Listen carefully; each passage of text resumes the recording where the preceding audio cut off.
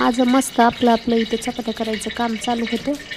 माझ्या चपात्या होतं चालते, तेवढ्यात 2 चपात्याचं पीठ राहिलं की तेवढ्यात आमची आली चिमणी आली की लगेच म्हणते, मम्मी मला ना पुऱ्या बनवून पाहिजेत. मग आता पुऱ्या बनवून पाहिजेत तर मग आता दुसरं पीठ कशाला मळायचं, हे जेवण राहील ना तसंच. मग म्हणलं हे 2 चपात्यांचं पीठ आहे तर लाटतो आणि ग्लासानं कट कर, मग मी देते तुला तळून शिनी.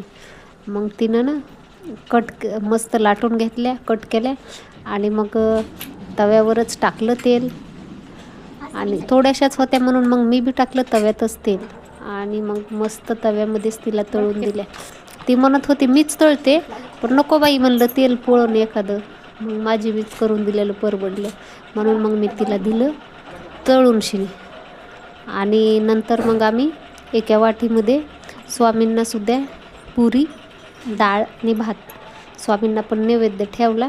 आणि मग काय, एक भारत एक पाकिस्तान सगळे आपले 100 देशाच्या पुऱ्या झालेल्या.